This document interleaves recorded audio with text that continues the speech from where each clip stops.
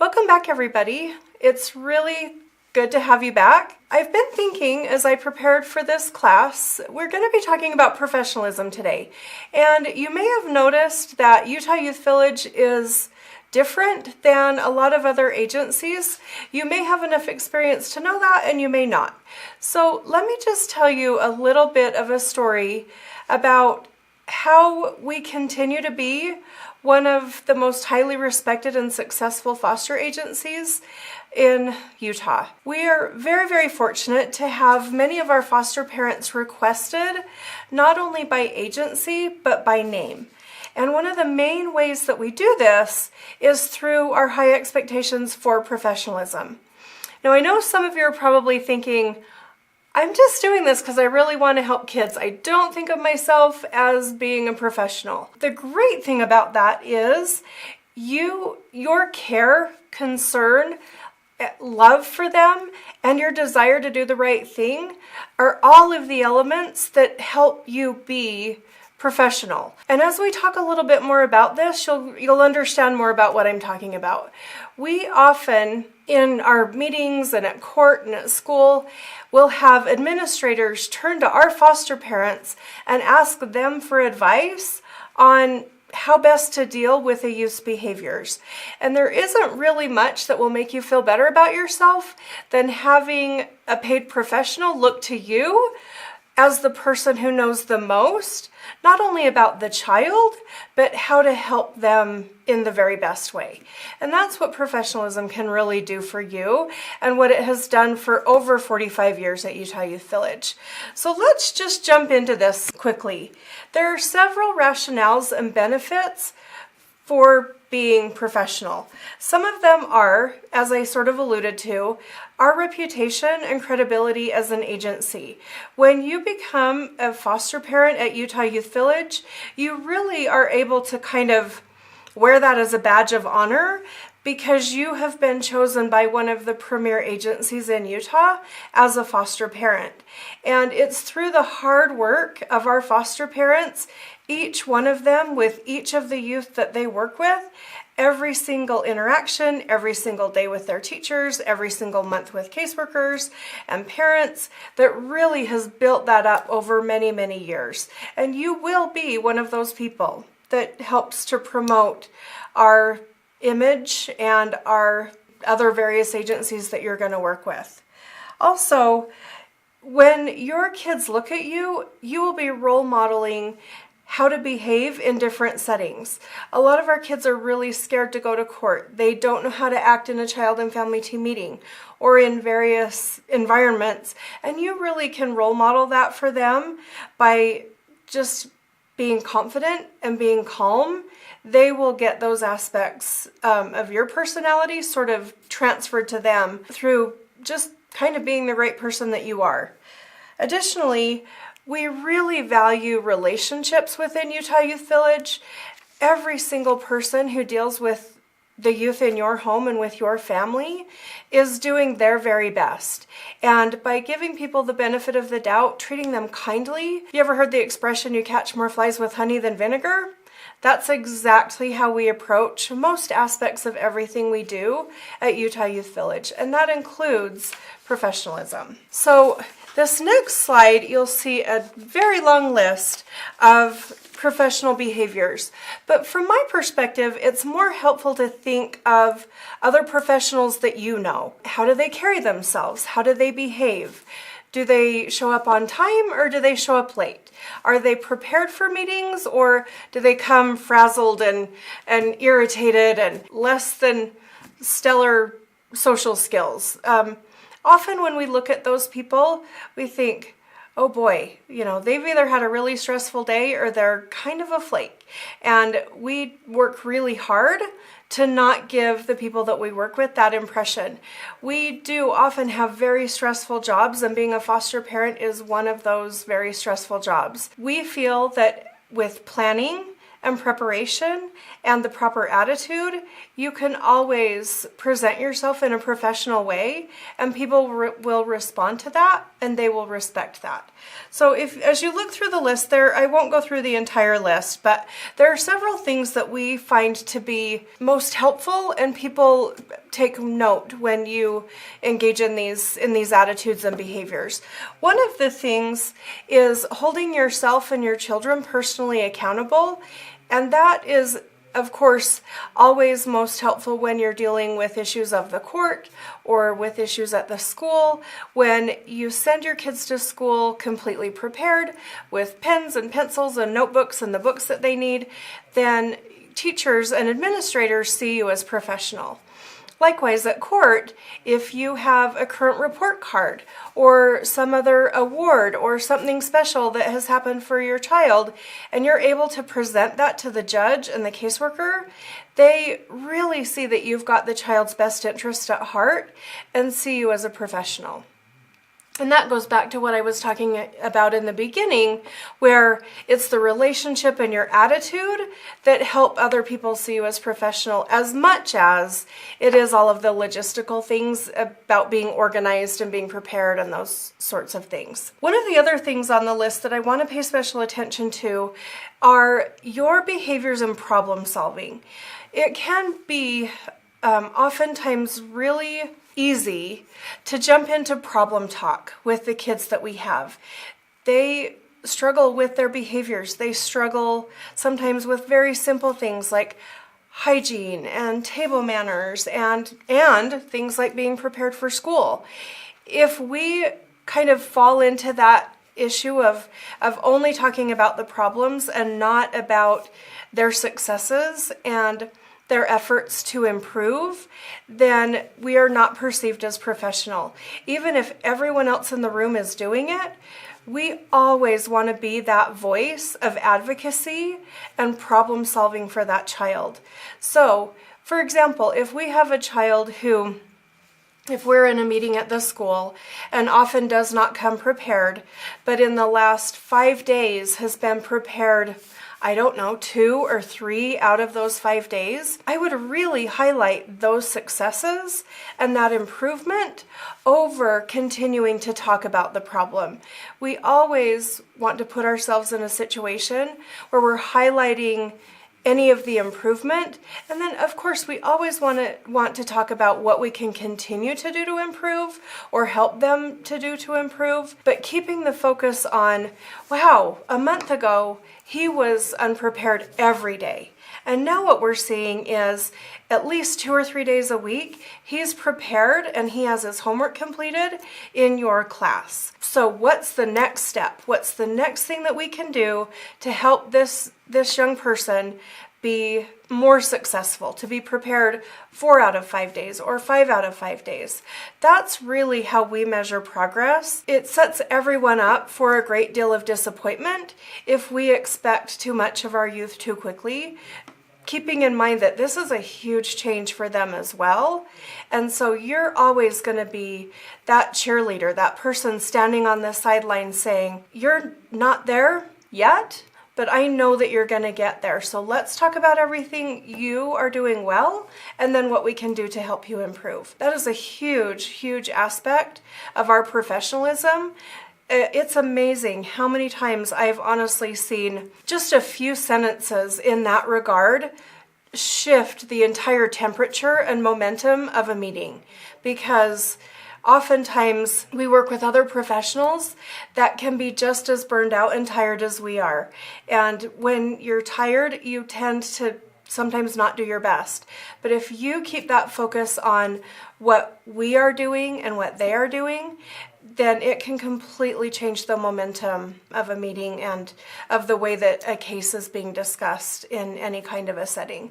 So I would really encourage you to keep that focus on problem solving as an important aspect of your professionalism. Again, please take time to read through all of these bullet points. I will not do that here. Pay attention to each aspect of the bullet points because they're all very important. Let's next move to how do you implement your responsibilities. Being a foster parent in some aspects is really simple because you're just loving and caring for and teaching a young person or several young people. But also, you might have youth that come to live with you that have issues of depression. You might have issues of some minor aggressive behavior or disrespect. Or in some cases, they might have a substance abuse history. When you make it a point to really become a student of that child's life and their diagnoses and the things that are going on with them, then you are perceived as more professional. You wouldn't deal with a child that has depression in the same way you would as a child who has a substance abuse issue. So if you kind of take on that role of being a lifelong learner in terms of how to best handle your youth, their behaviors, and their emotional needs, that's a huge aspect of professionalism as well. Hopefully you've understood as we've moved through the classes the key importance of the teaching family model and becoming a student of that as well. What do you do well? What other aspects of the teaching family model can you do better?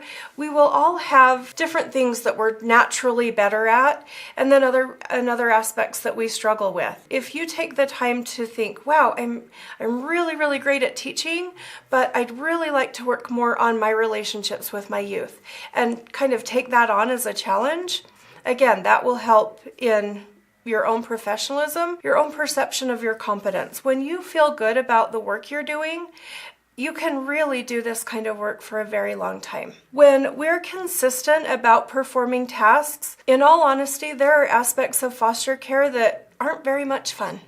There's paperwork involved. We have to keep track of expenditures and write monthly summaries and just kind of aspects of things that are not relationship driven. They're more documentation and logistical. Many people don't find them as much fun as engaging with the kids. Of course, that's natural.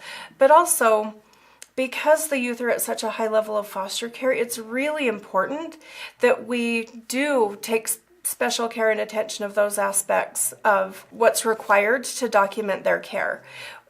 We are paid more, you are paid more to do these extra duties, and it's important that we do them to the best of our ability. Also, a benefit of working with Utah Youth Village is that you will have a consultant available to help support you and train you in the aspects of documentation and those other kind of professional things that may not be as much fun. When you take personal responsibility for your youth, that shows that you're truly committed to the child, which is most important, and also to the agency and to child welfare as a whole. A funny story about personal responsibility. I don't know how this little man did this, but he was, oh goodness. We had an 8-year-old who lived with a family in Salt Lake, and his grandmother lived in Ogden. And at 8 years old, he somehow found a way, I want to say it was probably somewhere between 4 and 6 times, he was able to find a way to Ogden from Salt Lake City to his grandmother. And every single time he found his way to Ogden, and sometimes it was after school and it was hours and hours of the family searching and the police searching, and he would finally show up at grandma's door at like 8, 9 o'clock at night.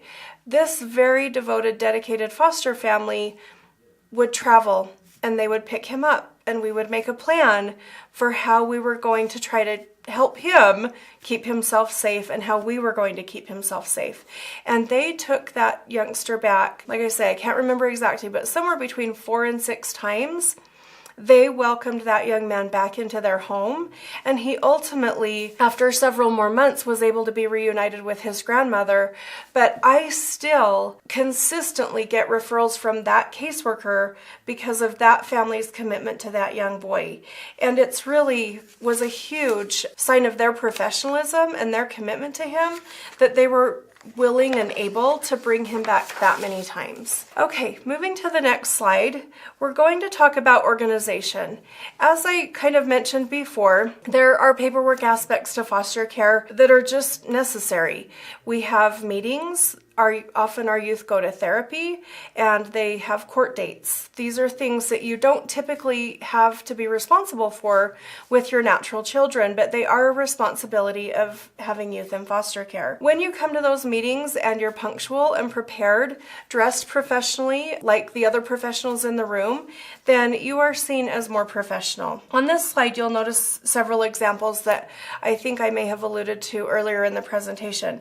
Things like report cards or to-do lists, or if you have followed up on an assignment that was previously talked about, perhaps finding a new doctor for the child or something like that. Those are all aspects of organization that are highly respected by other professionals. Next, we'll talk about confidentiality. Our kids are from a very vulnerable population. It's really important that we keep their information as confidential as possible. You'll notice that when we talk about our clients or our youth, we refrain from talking about them to anyone who isn't directly involved in the case. Again, this is really different from aspects of sharing information about your own children.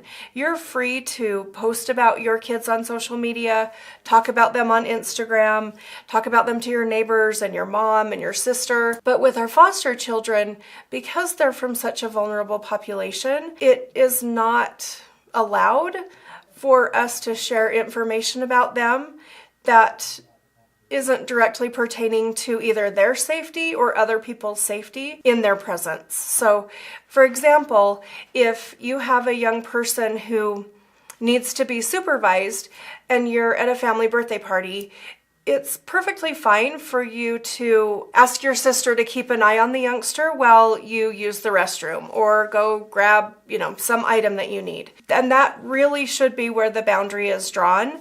There isn't any reason for anyone else to know why that youth needs to be supervised, again, unless it directly pertains to their safety or the safety of others. In this case, I would encourage you to seek direction from your consultant.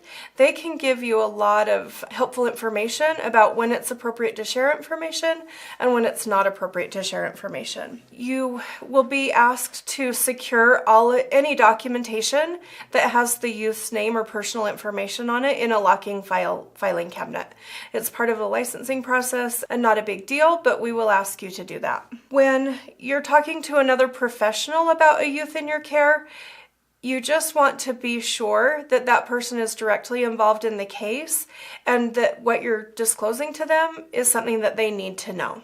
You will most likely hear us talk about consumers. Part of the teaching family model that makes us unique is that we consider all of the people that we do work with or that we do business with as our consumers. So you'll notice on the list that our youth are our consumers, school administrators, therapists, judges, doctors, anybody in the healthcare system, anyone at the school. These people are all considered our consumers. So in that way, we want to always, to coin an old phrase, we put the customer first. So in our dealings, for example, with people from the school, we will schedule meetings more at their convenience than our own convenience. And that's just an aspect of professionalism that we value and have found to be very successful. We know that you're going to be very busy as a foster parent. And actually, Utah Youth Village considers you one of our consumers. So what we try to do is make our interactions with you at your convenience. Also, we ask you to make your interactions with others at their convenience. Again, this is something that you don't need to know a lot about. You'll get a lot of support and advocacy from your consultant in working with consumers. It's sort of honestly more like a mindset than a rule that we just try to work with each other in the kindest, most respectful way possible. And in that way, we're able to develop healthy consumer relationships with everyone that we work with. You'll notice in the next slide that we talk about the various ways that we contact our consumers. It really, to be quite honest, that has more to do with their ease of communication and what they prefer than anything else. It's always fine to email a caseworker or a teacher or call them.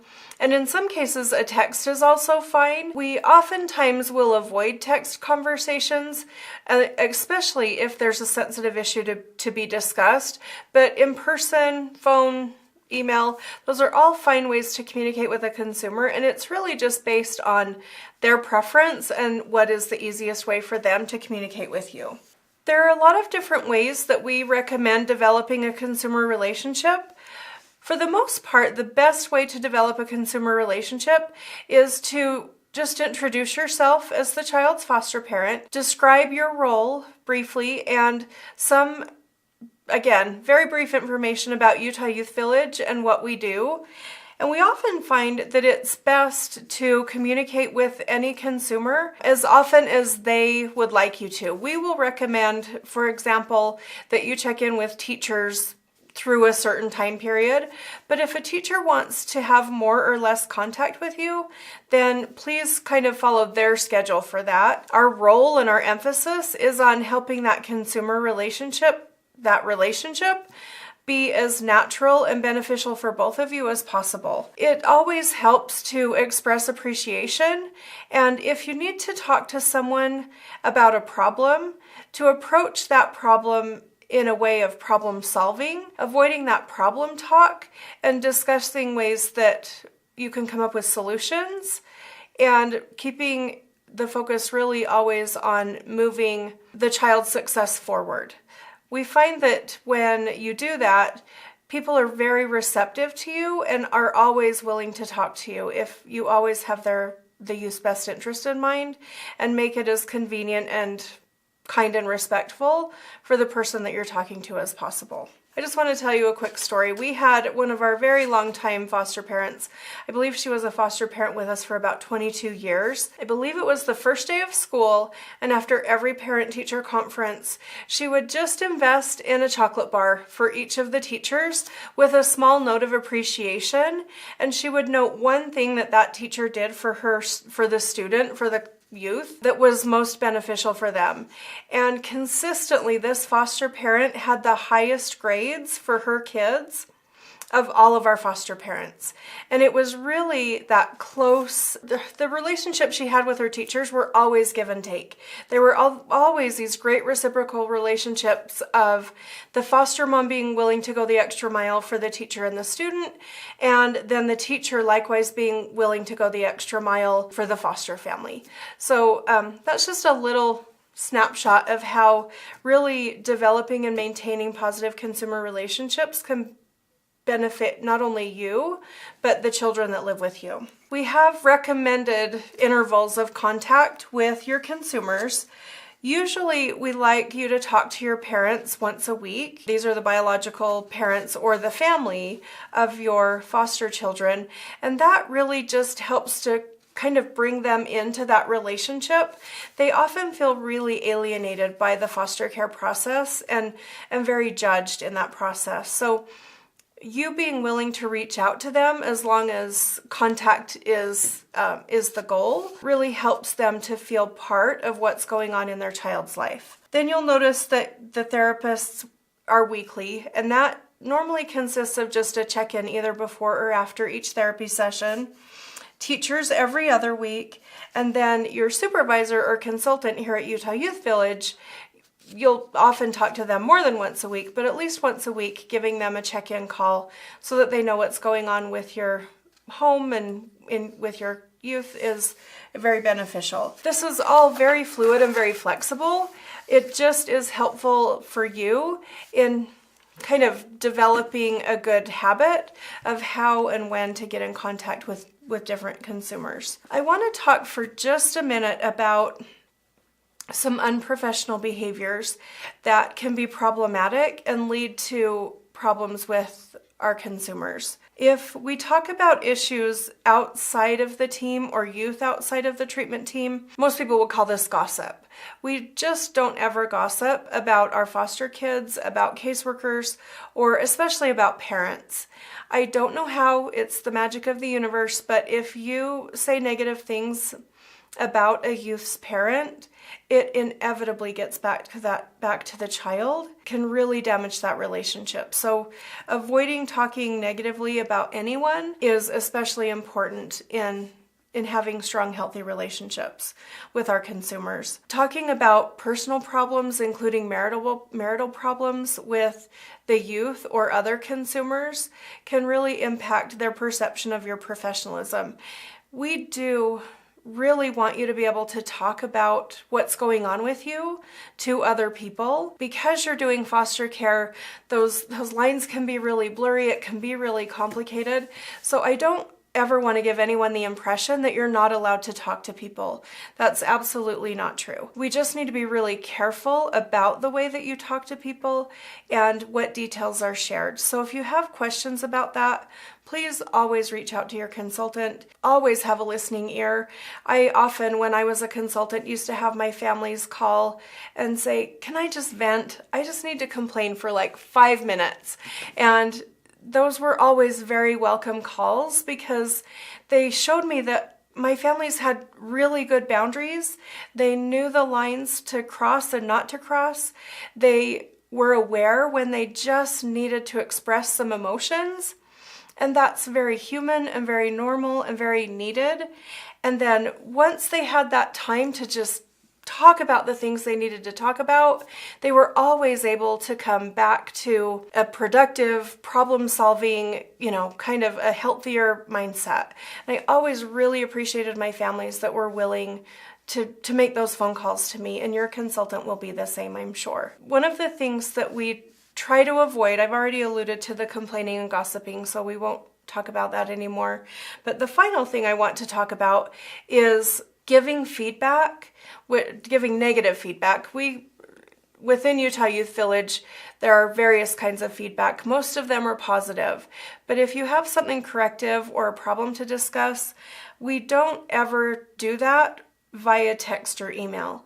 And the reason that we don't do that is because it's really hard to edit your tone, and you lose that kind of human connection element that is so necessary in effectively solving a problem. If I send somebody a text that just says, "You didn't, turn this or that in on time," they don't understand whether I'm saying, "Hey, just a heads up, that didn't get turned in on time," or I could be really mad and it's like, "Hey, you didn't get your stuff turned in on time." With the written word, it's really difficult to express tone or empathy.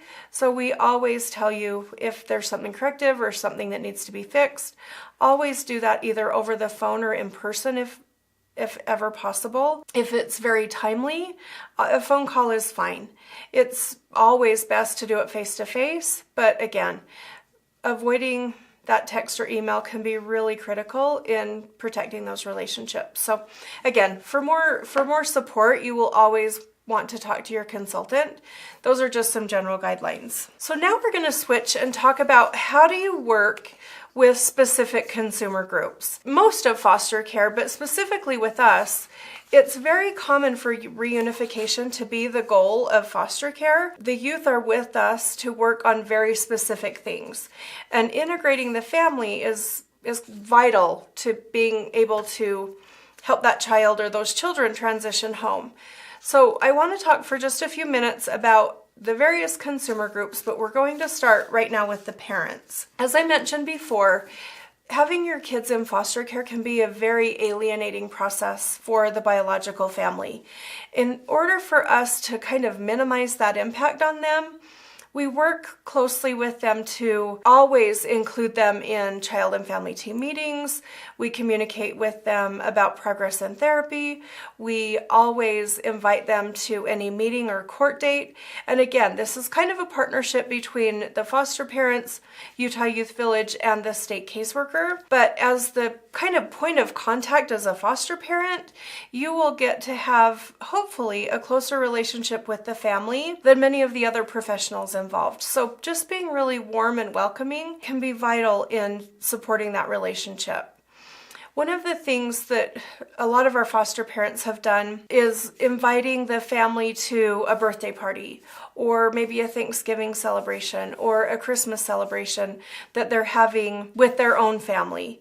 Again, this can be really weird, especially if you're not used to it, but it's also a great way to show the family that you're on their side, that you want this child to be returned home, and that you want that to be a successful transition. Really can make a friend out of a perceived enemy by doing those little things that really invite the family in. You want to talk to the family and get advice from them.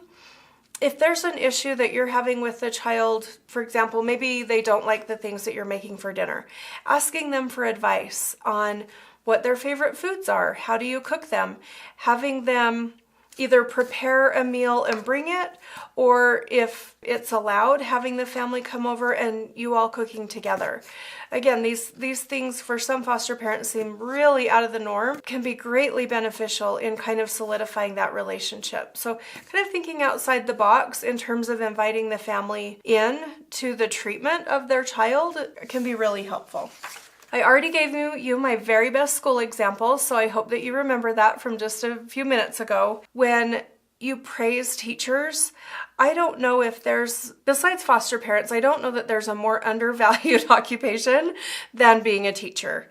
So just really showing appreciation for the work that the teachers do for your students is hugely beneficial. Often our kids have special education plans called an IEP, which is an individualized education plan, or they have a 504 plan, which is for a specific disability, and it does require more work on the teacher's part to make sure that that plan is being followed. When that plan is followed and you appreciate the work that the teacher is doing to make sure that that happens, please make sure you let them know. Communicating with them regularly, giving them little, treats or notes of appreciation can be really helpful. Making sure that you're attending those school meetings, attending parent-teacher conferences, using two-way communication of some kind of a school note is also really helpful. For example, our school note has different kind of categories on it, like were they prepared, were they on task,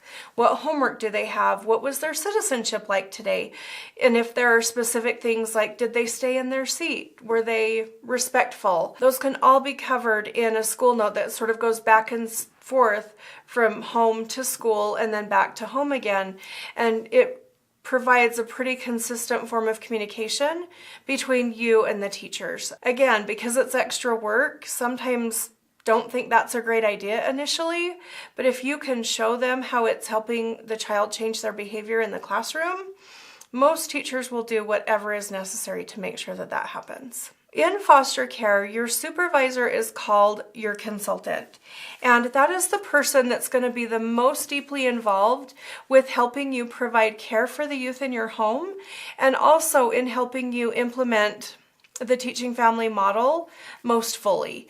So they are going to be your biggest advocate, your biggest support, and your biggest fan. In order for them to do what they need to do in your home, it is important that you have regular consultation and in-home visits with your consultant from Utah Youth Village. What normally works the best is developing a pretty consistent schedule with your consultant and being available for them that's mutually agreed upon, and being flexible in your scheduling with them as they will try to be flexible in their scheduling with you. There are certain things that the consultants need to see in your home that need to include all of the family. So for example, you might have a consultant come on a Saturday because that's when both parents are home. One or the other of the parents works very late and it's difficult to do evening visits, then it might be normal for a consultant to visit your home on a Saturday. If you're working with teenagers and a lot of those teenagers work, then you'll want to make sure that your teenagers schedule their work schedules in a way that makes it so that consultant can still come and visit your family. This is something that will be worked out individually. It's not something that you need to worry about a great deal. It's just one of those kind of conceptual things that you'll want to remember. This is an important aspect of your role in the teaching family model and with Utah Youth Village. So you'll want to make sure that that relationship is a solid one and that it's mutually beneficial, not only them helping you, but also that you're being helpful to them to the extent that you can.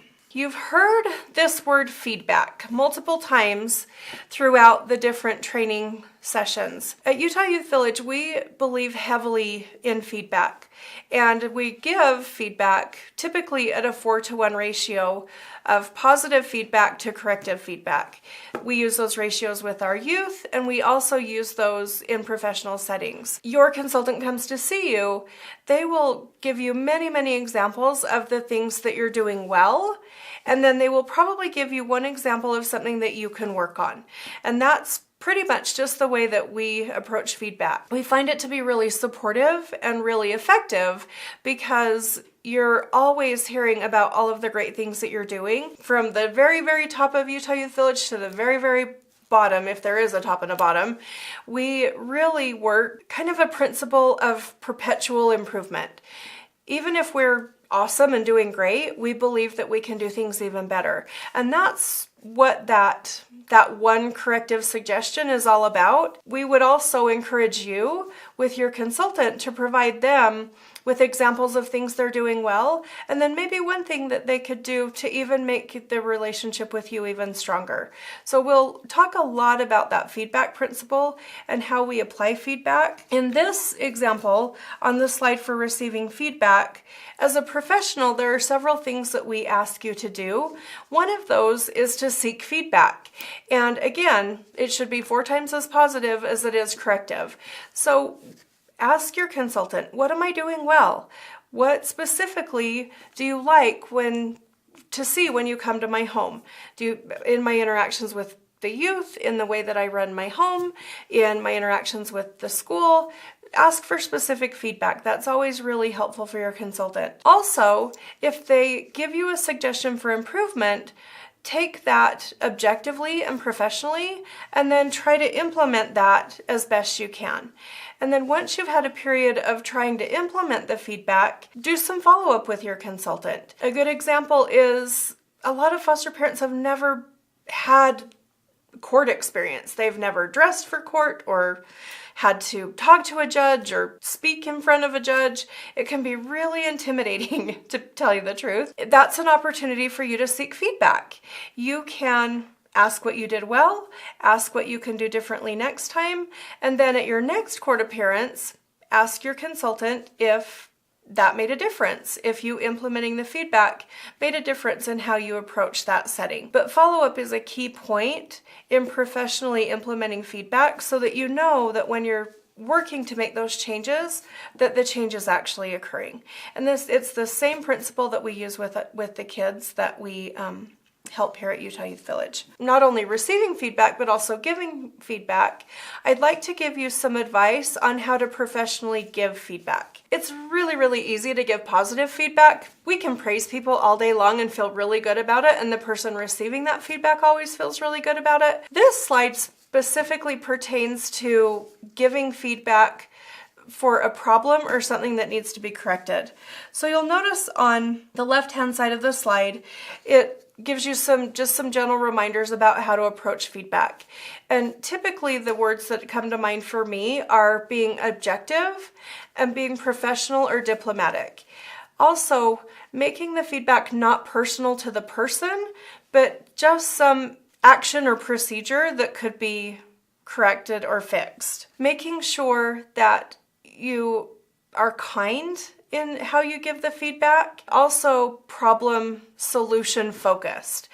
For example, if there is a situation where a caseworker regularly is telling you that they'll show up at a certain time and they are late, 20 minutes, 30 minutes, an hour late after they've set an appointment time with you, that might be a situation where feedback would be appropriate. We would just ask for you to address that in a respectful way, reminding them that you appreciate how hard their job is and how much they have to do in a day, and then following up with how it would help you if they could either reschedule if they're going to be late or let you know if they're going to be late, and then setting up some parameters for when it would be appropriate to reschedule a visit or other ways that you can solve that problem. I also find it's really helpful if I'm talking to somebody about a problem to ask them for ideas for possible solutions. I feel it's helpful to come with some possible solutions and then also ask them for ideas that they might have, so that it becomes a collaborative process rather than you just telling them how they need to fix their problem, for example. Just some ideas for how to do that. You'll notice on the right-hand side, I actually use this column quite a bit in addressing problems because it keeps the focus exactly where I previously discussed. So we want to be objective.